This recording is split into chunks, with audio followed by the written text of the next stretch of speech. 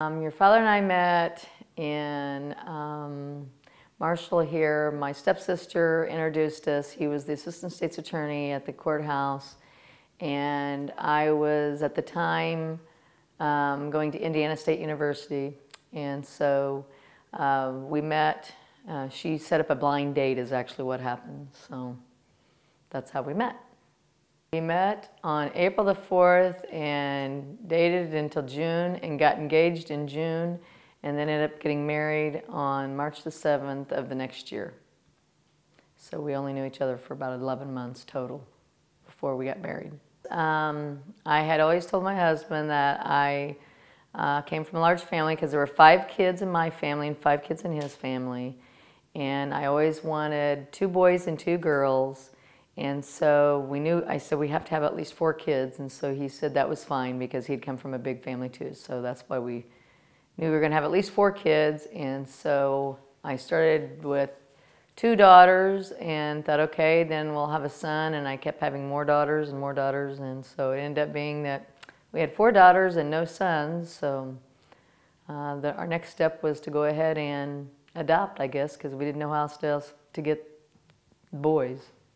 Another 2 extra kids, trying to get everybody, if it was wintertime, trying to get everybody into coats. And I absolutely hated wintertime because when it came to playing out in the snow, about the time that you'd get the first couple kids packed up and in their clothes, then the other ones would be, you know, you're trying to get on number 3 and 4.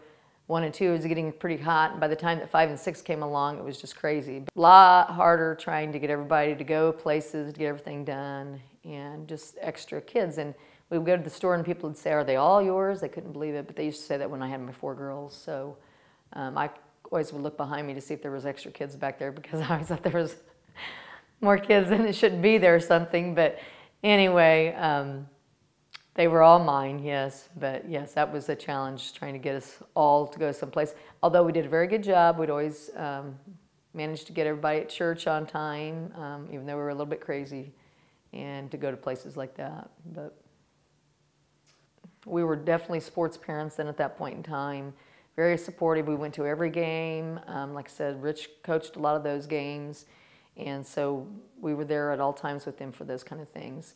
Very important for us to make sure that they knew that we supported them, and we felt it was very important for them to do that. They continued again with the sports, but then when they got to be in junior high, it was year-round that we had band, they had sporting activities of volleyball, basketball, track, and then softball in the summertime. And we actually, even though we were both working, and like I said, because of me being a teacher, I was able to be off with the girls and stuff, but so my schedule was perfect to be able to be with them.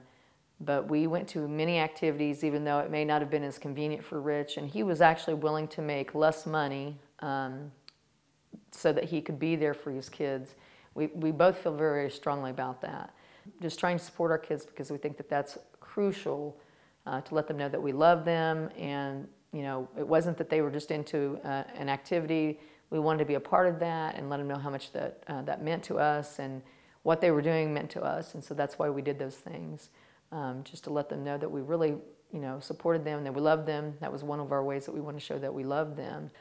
We started this from the very beginning. When my kids are out on the floor, I am their biggest cheerleader and would scream and yell and carry on. And their father was always their biggest critic because he would be at the side yelling at them what they were doing wrong or whatever. But it was to let them know that we cared about them, and that has still continued through even till with Gabriel. He had actually even said to us, I don't want you to be yelling for me. And before I could even say anything, 2 of his brothers or sisters, older brothers or sisters, said, "Tough. That's what they do, so that you know that we're here and we're going to support you." And so that's just part of who the family is. We went down to Walt Disney World. Katie was graduating from high school, and Kendall must have been graduating from 8th grade, I guess. And so, and we had never taken family vacation before, like a big family vacation where we all went someplace. So Katie was she still is, but she was a Walt Disney freak at the time. And we all watched, I mean, these kids were raised on Walt Disney, and so we decided we were going to go to Disney World down in Florida. We had, by the time that we'd gotten down to Florida, though, everybody was sick of each other because it was 19 and a half hours. And we got out, and one of our very first pictures is Joseph's crying because he's getting in trouble for something. I'm not sure what it was, but we've got a picture of him crying, and the rest of us trying to smile and act like we're happy that we finally made it to Florida. But things got better after that. And I don't know about the rest of the family, but it was truly like I was in a different world. I didn't think about home or anything that was happening at home. I was just kind of on my own. I'm just really enjoying myself there.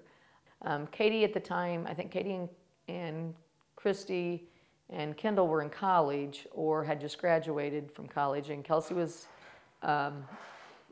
in high school. The boys were in junior high, and we happened to get a Christmas card from our agency out of Indianapolis, and in the Christmas card they had a picture of 4 kids, and so it made me really sad. And these 4 kids wanted to be adopted together, and so I started praying about it and everything. And like I said, we got the picture. My husband came home. I had said to him, I said, Rich, I think we're supposed to adopt these kids. And he was like, what? And I said, no, really. I said, I think, and I just feel like that's what God was telling me, that that was what we were supposed to be doing. And so anyway, we started praying about it. We had people start praying with us about that. And I contacted the agency. As it turned out, we were, it ended up that we did adopt the kids. It took what was supposed to take, at the time, 6 months, because they were what they call a special needs group, because it was a sibling group. It was only supposed to take 6 months, 6 to 8 months for them to come. Ended up taking 21 months. The kids at the time, from what we understand, they were, the oldest girl was 16, Miriam was 16, Elizabeth was 14, Michael was 12, and Gabriel was 7. The difference between us and the Duggars, or whatever those other people are, is the fact that we've adopted kids, and a lot of people think, oh, you've done a really wonderful thing. And yes and no. I mean, from the standpoint of that's not why we did it.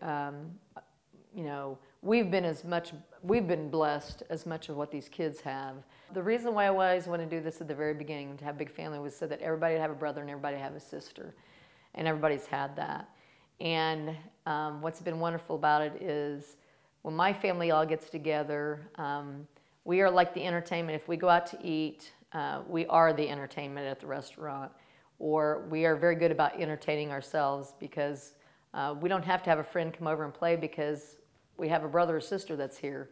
And it's been wonderful, because that way the kids, I've been blessed because I do have a large family. I just love my kids, love having a lot of kids, and seeing how they've matured and grown and become friends to each other and things. I think the kids have been blessed because it makes them less selfish. My kids know how to get along with other people, because it's not all about you or what you want. And that's not to say that they've not had fights and arguments, and that's part of it too, but that's also part of it, is that they've learned that you have to get along, that we're all in a big family.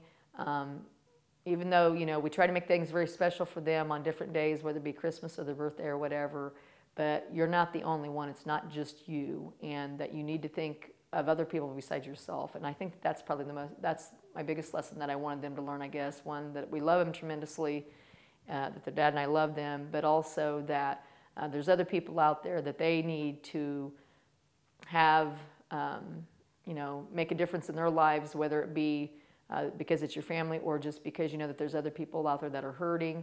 You know what that is to be hurting or whatever, and you've had a brother or sister that's always been there to take care of you or to help you and to support you. And that's what's wonderful about having a big family, is that we can be very, very supportive of each other. And if something, one person's not getting along with one other person, that's okay, because you got another brother or sister along the way someplace that they can listen to you and try to help you along the way too. So this is my family now. I have Katie, who's 29, Christy, who's 28, Kendall, who's 24, Kelsey, who's 23, Miriam, who's 21. Let's see, after Miriam comes Elizabeth, who is 19, Joseph, who is, will be 19 in a week. Nathan, who is 18. Michael, who is 17. And Gabriel, who is 12. Crazy, chaotic, hilarious. How else would I describe our family? Fun. We love each other a lot. We like to fight, but then we like to make up, and other adjectives that would describe our family. Versatile. What do I want to say? Well, black and white.